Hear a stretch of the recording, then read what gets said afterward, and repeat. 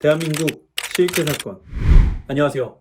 우리 주변에서 생각보다 흔하게 일어나고 있지만 많은 분들이 알지 못해서 봉변을 당하고 있는 실제 사건들만을 소개해드리는 대한민국 실제 사건입니다. 오늘 소개해드릴 실제 사건은 운전 도중에 별것도 아닌 행동 때문에 갑작스럽게 눈이 보이지 않게 되어 사고로 사망에 이르게 된 충격적인 사고에 대한 것입니다. 대한민국에서 실제로 벌어진 일이고 우리의 일상에서도 직접 접할 확률이 높은 사고인 만큼 오늘 영상을 반드시 보셔야 합니다. 경상남도 김해시의 55세 남성 한성규 씨에게 일어난 일입니다. 어린 시절부터 손재주가 좋았던 성규 씨는 공고를 졸업하고 일찌감치 취업 전선에 뛰어들어 CNC 가공 기술자가 되었습니다.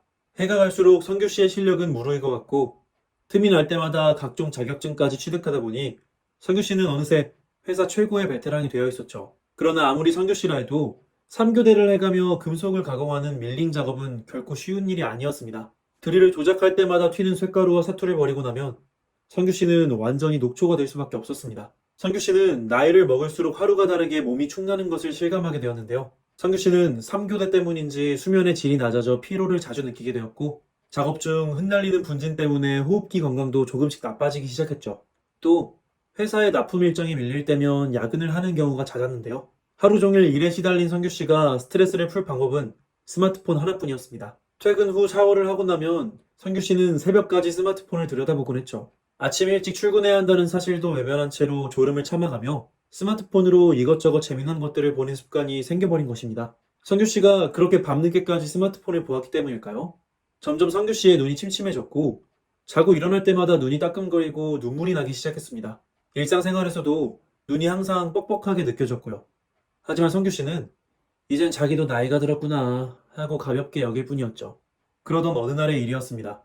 평소처럼 직장에 출근하여 업무를 시작한 성규 씨는 어쩐지 그날따라 집중이 잘 안 된다는 느낌을 받았습니다. 하지만 성규 씨는 설마 수십 년 경력을 쌓은 본인에게 사고가 일어날 리 없다 생각하며 평소처럼 손을 놀렸는데요.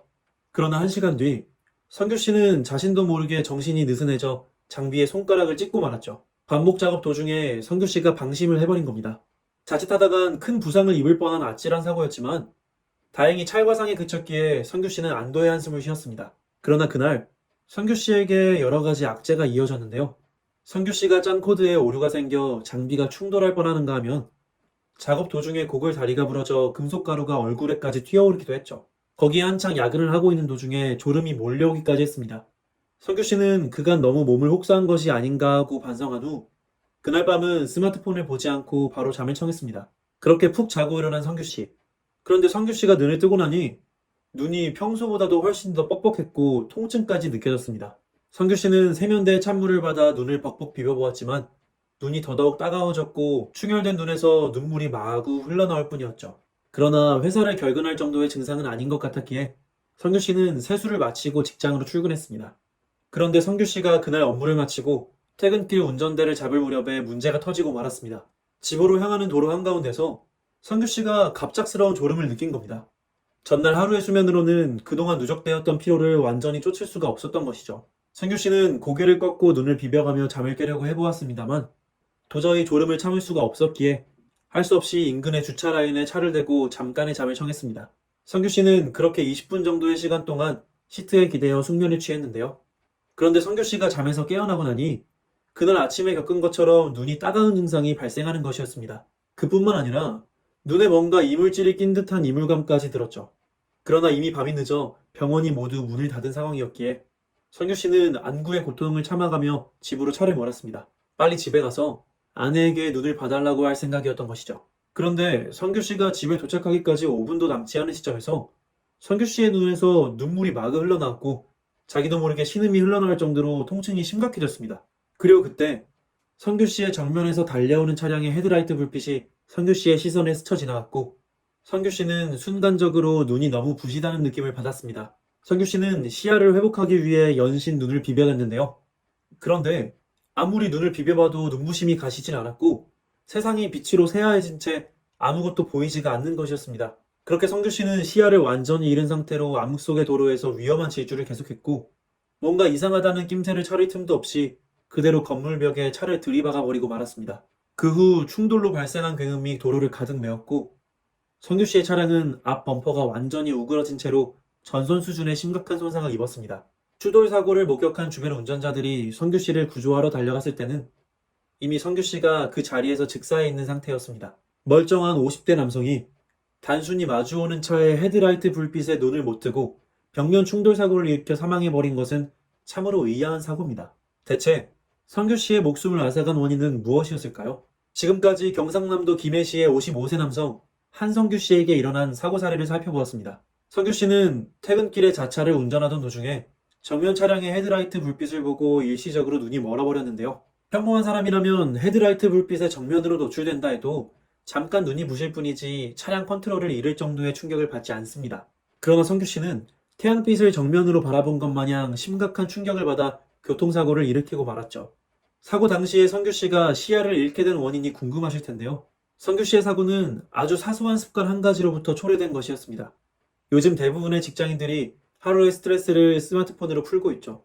직장인들은 다음날 출근하기가 너무 싫은 나머지 밤 늦게까지 스마트폰을 시청하며 조금이나마 출근 시간을 늦추려고 안간힘을 쓰곤 합니다. 성규 씨 또한 마찬가지로 밤 늦게까지 스마트폰을 들여다보는 나쁜 습관을 유지하고 있는 상태였죠. 늦은 밤에 어두컴컴한 환경에서 스마트폰을 사용하면 시력이 나빠진다는 건 대부분 사람들이 알고 있는 상식인데요. 그러나 성규 씨는 시력 손상을 감수하더라도 스트레스를 풀겠다는 선택을 했고 그 선택이 성규 씨의 눈에 치명적인 질병을 발생시키고 말았습니다. 안구를 혹사하는 습관으로 인해 재발성 각막 밀환이라는 안구 질환이 성규 씨를 덮치게 된 것입니다. 재발성 각막 밀환이란 각막에 난 외상으로 인해 각막의 상피층이 빈번하게 벗겨지는 질병을 뜻하는데요. 각막 밀환 환자는 아침에 눈을 뜰 때 눈꺼풀과 건조해진 눈이 달라붙음으로 인해 각막 상피가 벗겨져 안구에 심한 통증을 느끼게 됩니다. 거기에 심한 이물감, 안구 충혈, 눈물 흐름 같은 증상도 추가로 겪게 됩니다. 모두 성규 씨가 겪었던 증상이죠. 그리고 각막 밀환 발생 시 일어나는 가장 심각한 증상은 각막 밀환 환자에게 눈부심 시력 장애가 발생하기 쉽습니다. 각막 밀환 환자는 아예 빛 자체를 보는 것이 힘들고 혹여나 강한 광원을 정면으로 마주치게 되면 순간적으로 눈이 멀어버릴 수도 있는 것입니다. 성규 씨의 경우 평소 안구를 혹사하는 생활 습관으로 경미한 각막 밀환 증상을 겪고 있었죠. 그런 경미한 상태가 유지되었다면 성규 씨에게 시야 상실 사고까지는 일어나지 않았을 겁니다.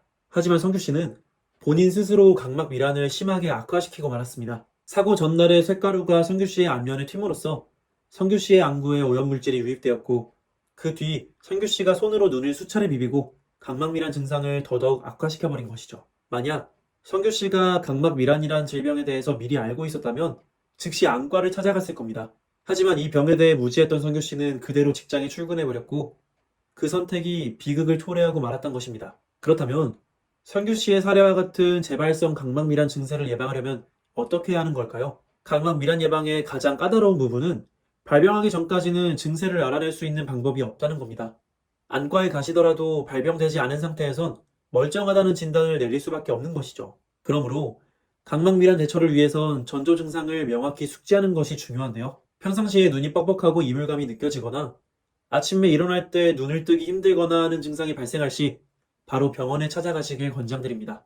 이런 증상을 안구 건조증으로 오해하시고 방치하시게 되면 성규 씨의 사례처럼 안구가 찢어질 듯 아프다거나 충혈 눈물, 눈부심이나 시야장애 같은 중증 장애가 일어날 수가 있습니다. 이때의 고통은 소독약을 눈에 들이붓는 수준의 상상을 초월하는 고통이라고 하니 반드시 증상이 악화되기 전에 안과를 찾아주셔야 합니다. 그리고 무엇보다도 중요한 것은 평소에 눈 건강을 철저히 관리하셔서 각막 밀환을 사전에 방지해야 합니다. 우선 각막 밀환은 건조한 환경에서 발생하기 쉬우니 가습기를 통해 집의 습도를 관리해주세요. 다음으로 TV는 적어도 3m 이상 떨어져서 시청하셔야 하고 어두운 곳에서 스마트폰 불빛을 가까이 하지 않는 것도 중요하죠. 30분 이상 집중해서 작업을 하신 후에는 5분 정도 눈을 쉬어주는 것도 필수적입니다.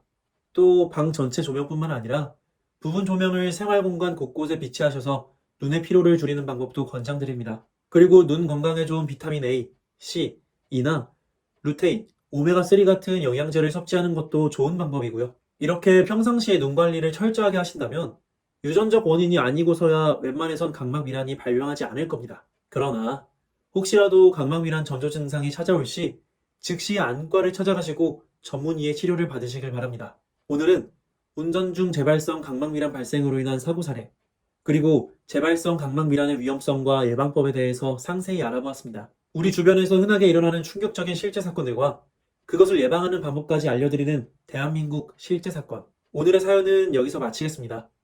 구독과 좋아요는 저에게 큰 힘이 됩니다. 더 좋은 영상으로 찾아뵙겠습니다. 감사합니다.